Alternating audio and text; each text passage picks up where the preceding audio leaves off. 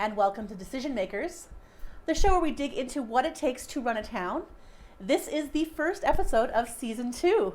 So we welcome Brian Hedley back into the chair here. Last time you were here, you were Deputy Mayor, now That's right. Mayor of Neepawa. Yes, thank you, Rain. Well, Thank welcome you. back. Yes. So let's start right there. You were Deputy Mayor. When did you decide that you wanted to move into the mayor position? Well, I guess, I have to give Blake a lot of credit to be able to go straight into that position. That would have been very tough, and he did an excellent job. I really enjoyed working with Blake, and I guess through the process, I decided, I've really enjoyed this. I know I said the last time, but I'll say it again. I thought I knew a lot of what was going on around town, but wow, it's amazing how much stuff is going on. I thoroughly enjoyed that last 4 years, and I thought, I wouldn't mind doing this. And as you look at going into these positions, you're basically serving the community, and I've seen as working with the co-op for the number of years and that I've enjoyed that service to the community, and I thought, this would be one more way of giving back, and I've really been enjoying it. So when you first ran for council, did you think, I'm going to do this for 4 years, or at that point did you think, I'll see how this goes? I think it was, I would see how this goes. I hadn't really thought a whole lot about council, to be honest with you. As you and I are both involved with Rotary and that, I've enjoyed the Rotary for the majority of my life when the kids were small and that. Like I coached for a lot of years, a lot of different sports, and really enjoyed that.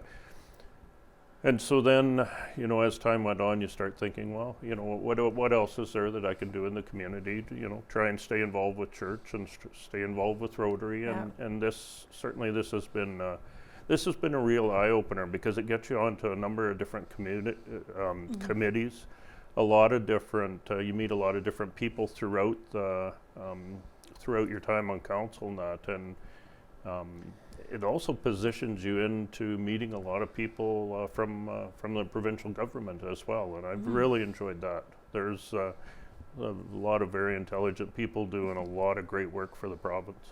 What kind of opportunities do you get to do stuff like that, like meeting with provincial level officials? Is it sort of official meetings? Is it at events? Yeah, a little bit of both. We're very fortunate that I think with our growth and the number of things that we've got going on in Neepawa, we actually see the provincial ministers out here quite often, which is exciting, because they're usually coming out with some good news and some good ideas on things that are going on. Things are opening, not closing. Yeah, exactly. And so that has been enjoyable, but they're always open to meet with us. Through AMM, through the meetings, conventions and that, we often are updated by the provincial government, and so it's a good opportunity to, like I said, not only get to hear what's going on within the government, but get to know these people as individuals as well. So do you think that there was an advantage for you, or maybe you felt this was important for you, to have served a term on council before trying for the mayor position? Yeah, like I said, I admire Blake for jumping in the way he did. That had to have been tough for him, but he handled it extremely well. And, absolutely, but I enjoyed the part. I enjoyed being able to be on council, have that 4 years to see how things are running and that before making that next step. So I found that transition a lot easier. But obviously there's all kinds of mayors that, move into that position that have not done that before. So it's your comfort level on that. Yeah. I don't think jumping straight in, I would have that comfort level. I know we've had both kinds here in town as well. People have jumped right in, and people have gone through council for a term or two first. Yeah. Was Blake able to give you some advice as far as moving in? Always, yeah. Maybe continuing, I don't know. Well, Blake has been a good mentor, and I have really enjoyed getting to know him. and so yeah, we talked about a lot of stuff over the years, and yeah, it was interesting.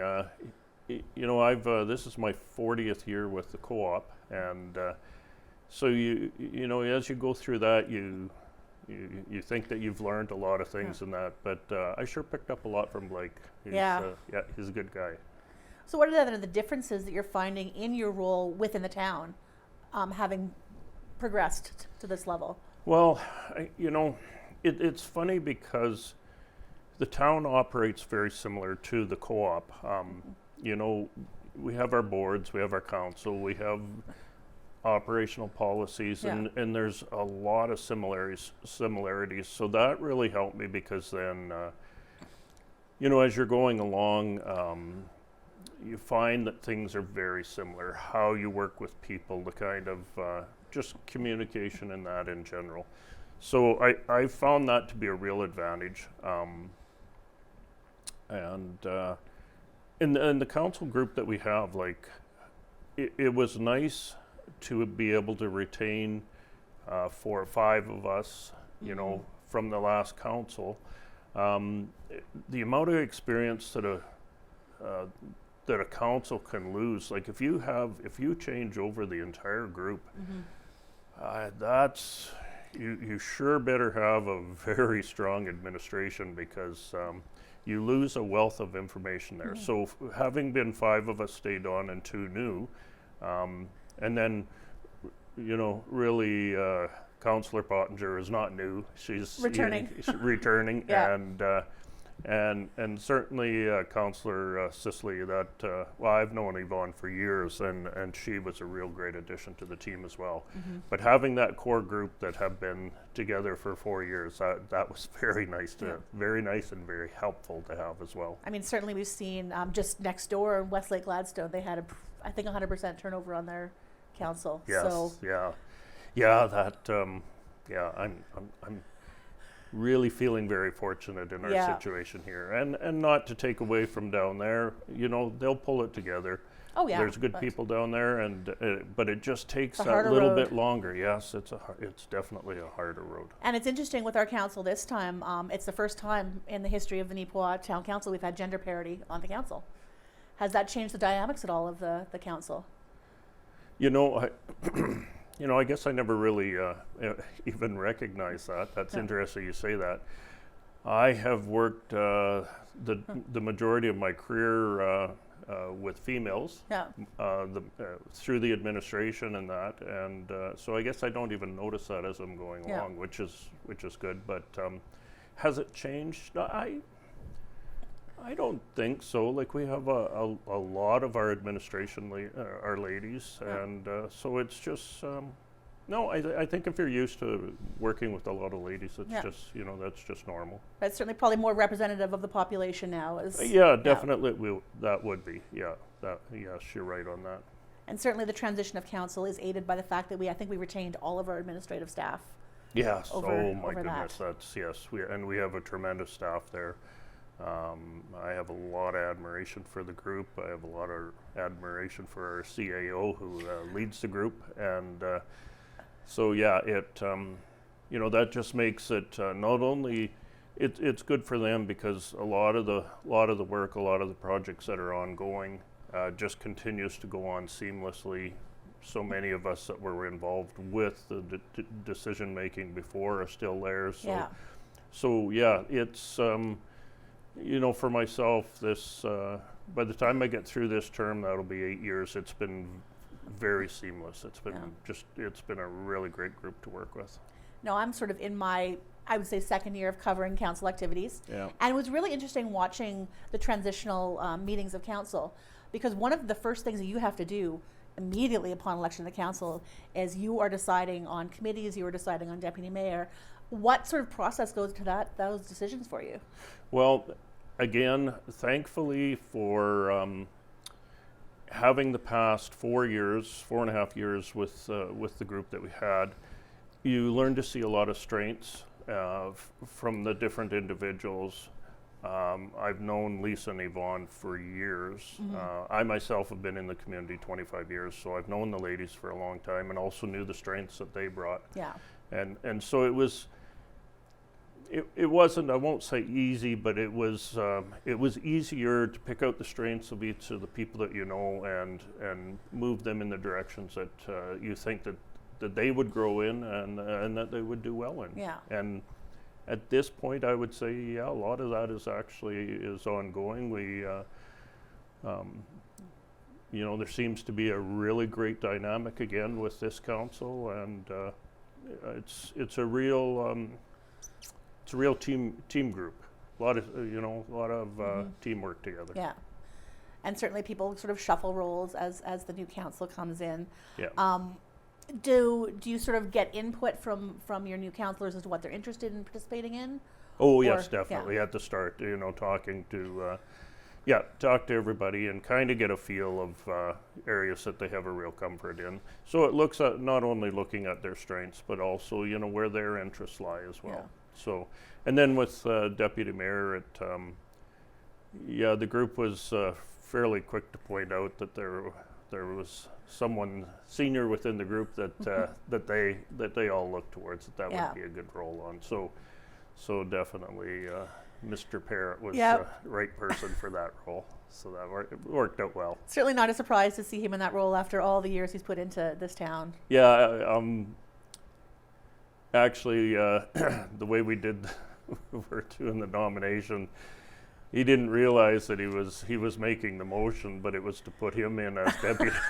So he was a little embarrassed and he was a little surprised that. So it did catch him off guard a little bit, which was good.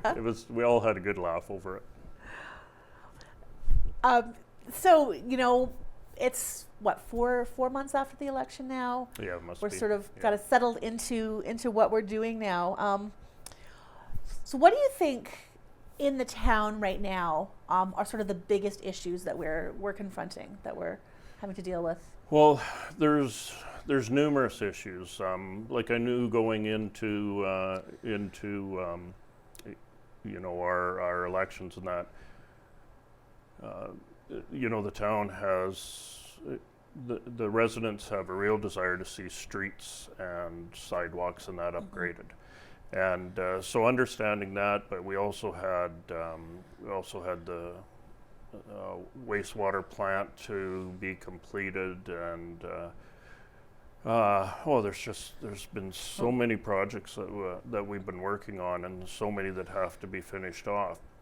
But the biggest excitement, of course, was the new hospital, and so that has created a lot of excitement. Along with that comes a real concern for myself that ourself and our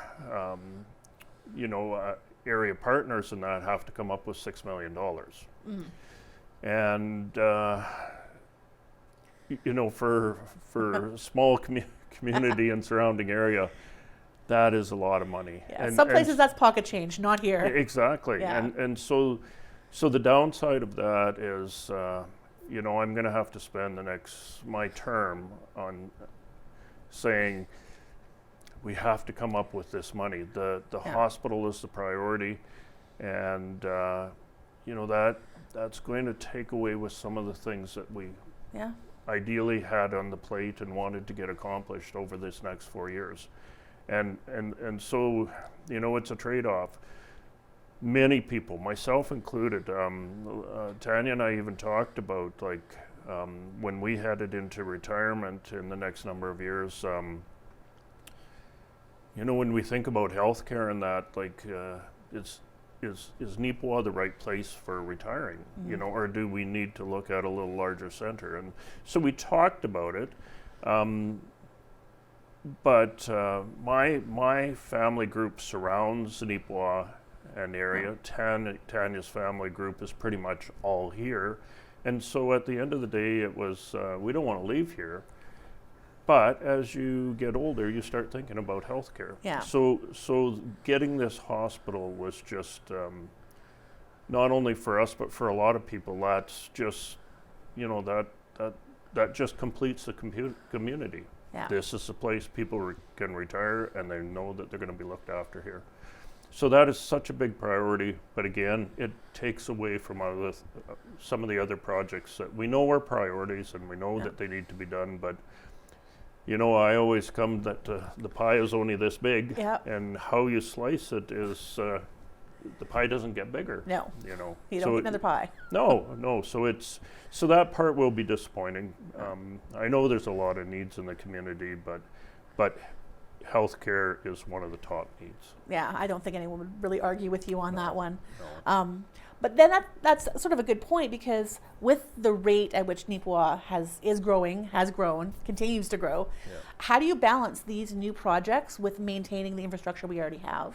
Yeah, it is a balance. I will admit, administration does the majority of that. As we're going through budgeting and that, we're also, and one of the things that the administration and council do a great job on is long-term planning.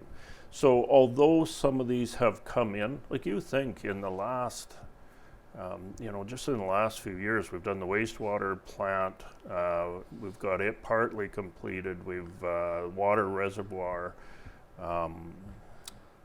new fire hall, new RCMP headquarters, there's been, and yet it all has been balanced. We've been working towards balancing it all. The hospital was a little bit of a surprise, so that one kind of catches you off guard a little bit. But again, the community's growing, the tax base is growing, so that is adding to everything. And but like I said, the wish list is only so big, and you can only accomplish so many things. Yeah, and the tax base grows with growth, but you also have more people with more needs, and it kind of snowballs, really. Yeah, and it does, and that's significant because, I think maybe for about the first 10 years I was here, we were at a very modest growth, and I'm going to say the last 10 to 15 years has been. Quite a growth in the community. The numbers bear that out, absolutely. Yeah, and it's so along with that, you've got what are we, 140-year-old community? So there's infrastructure that has to be looked after. Some of the pipes seem to be just about that old. So. Exactly, and so some of that has to be looked after. It becomes priorities, and so there's a little bit of a shuffling trying to make sure that priorities are looked after. But it's no different than I'm not sure what year Country Meadows was built, but I was here, so it's been in the last 25 years. Yeah. There was a significant amount of money that was needed to get that project from the community, to get that project up and going. The community did it and continued to move on, and the community has flourished. So again, we'll get through this little, this time period as well, and get the finances behind us and be able to move on. And so, related to that and related to the hospital, recent announcement from the province about the money going to ACC for nursing training in Nipawin. Yep. That has been in the works for a long time, hasn't it? Yes, yeah, it has. And that's, again, there's been a lot of lobbying going on. We've had numerous administrative staff and counselors that have been really involved with, bringing this up into for the province to be looking at, connections with ACC, and so that is exciting because we all know that we, staffing nowadays is a problem. It doesn't matter whether it's in the healthcare system or the retail business or wherever. It's just staffing is difficult right now, and so this is only going to help. And although it's only for a short term, certainly we're working on trying to make things longer term, and also look at, like we know that there's concerns on EMS training in the province. There's concern on wastewater treatment plant operators, water treatment plant operators, and so we also see and have a lot of support from surrounding RMs, rural RMs, and that saying yes, we support you on this because we need these people too. If you guys can be training them, it helps the entire province. And if we can train our people, they might stay in the area. Exactly. And now, as I understand it, part of the money is towards the infrastructure to have a training facility. Right. And I can't imagine once that money goes in, it won't be used again. It's You know, definitely that's sort what of, we're yeah. yeah, and that's what our push is to try and Yeah. make sure that this is ongoing, because there is such a big need within the province. And I've certainly heard possibly where it's going to be. Has that been confirmed, where it's going in? I would say 95%. Okay, I won't ask then.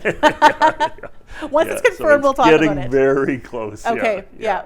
Yeah, and it's something that, you know, like our goal is to try and get this up and running by, you know, early next year. So it's Yeah. there's going to be a bit of a, like everything else, it's going to be a rush to try and get everything going. Like when we built the middle school, it kind of, Exactly. you heard it and boom, Yeah, we got exactly. break Yeah. ground.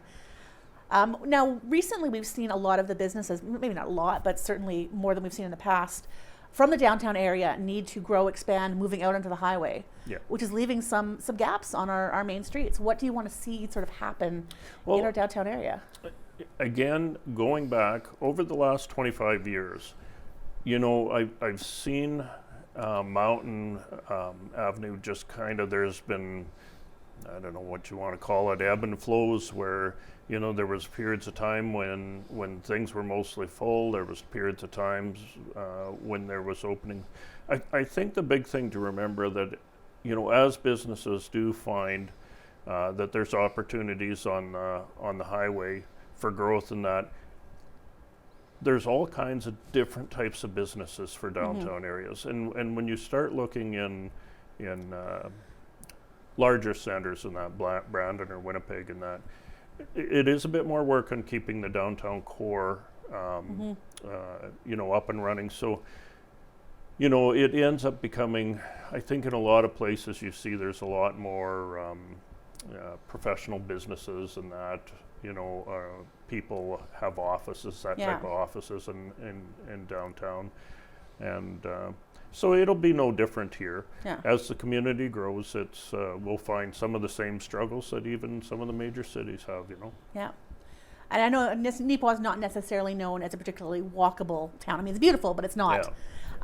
Do you think that that is something we should be striving towards as we grow and as people, maybe we have more apartment dwellers, things like that? Yeah. Oh, yeah, definitely. And so along with that, you know, comes in some of the long-term planning that we have as council,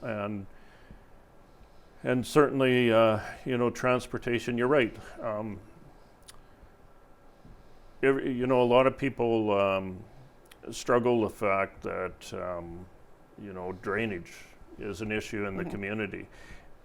And it's because, you know, we live, we have a lot of hilly streets and that, and it's beautiful. The community is beautiful. You look at the hills and the streets and the way things are designed, but it creates challenge when it comes to building and that. Yeah.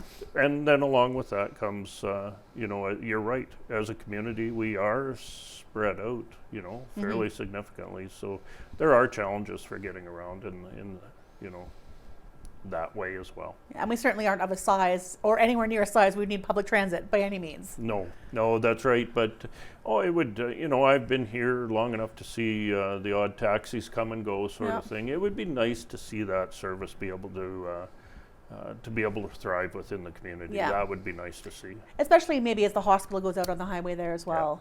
Yeah, exactly. It might be good to see. Do you see any sort of gaps in the business community in town where you'd love to see something kind of pop up and be present in the community? Well, I guess for myself personally, I guess Maybe together. This is a personal question. Yeah, you know, I would love to see, you know, a bit more in men's clothing and, you know, men's clothing, men's shoes and that. I know we have some nice ladies' clothing stores in town, but that would be nice. But, you know, it's funny, for the most part, you know, there isn't a whole lot of need for people to go out. I know a lot of people go to Brandon or Winnipeg, and quite often it's a shopping, it's an outing as much as anything. But as to actual needs, you can pretty much get everything you need in Neepawa. So, you know, in that area, and yet, would we always be open for some additional industry or that? Yeah. Absolutely. You know, what that would be, I don't know, but Yeah. we sure have our eye open. And Oh, absolutely. We you have. know, and Maryland does a great job with economic development, and always on the lookout for new ideas, new Yeah. businesses, and that. And certainly, I think as we develop our water line, our sewage line out towards where the hospital is, that industrial park area sort of becomes a prime location for Yes, it does. for You're stuff. Like, absolutely what right. other kind of opportunities do you see in Nipawin as? Well, yeah, we like grow? even well, any kind of manufacturing would be wonderful. Mm-hmm. You know, you look at down through that Morden Winkler area, and it always amazes me of the amount of manufacturing that just like came off of the farms and became large businesses and Mhm. that. So, you know, if there's opportunities like that, we'd love to see that. Yeah. Yeah. And retail business, as the community grows, the retail business will it'll just continue to grow as well. And, you know, I think, you know, at our size, at 6,000 people, over the next number of years, you know, the community is going to attract, gain more attention to some of the larger businesses as well. And I think that we'll find that I don't think it'll be too many years that we start creeping up on that city status. You know? I agree with you. We're certainly well on our way there. Yeah, And that brings a whole host of other challenges. it sure does. I mean, you know, 5 years down the line, I might be sitting here with you again saying, okay, now we got to pay for a fire department. How are we going to do this? Exactly. Yeah, no, you're right. So actually, half an hour goes by very fast. Our time Yeah. is running short. One last question for you. Yep. What is one thing that people might not know about running the town that you would like them to know? That is a tougher question. What is the one thing that they might not know? I guess just the fact that, you know, there's an expectation from the community that, you know, we expect water, sewer, streets. That's an expation, and it's the other stuff that we want you to be working on. Mm-hmm. Except that since I've been here, we've spent I don't know my numbers well enough offhand, but I think it's about 12 million on wastewater. Mm-hmm. Just the water reservoir, what were we, $5 million there. Streets are $400,000 a block. Mm-hmm. You know, I think the big thing is that the numbers are so staggering. Just keeping a town running with the basics is so expensive. Yeah. So, All right. Well, thank you so much for coming in, sitting down with me today. It's always a pleasure to sit down and talk with you. yes, thank you. And thank all of you for joining us. We will see you again next time.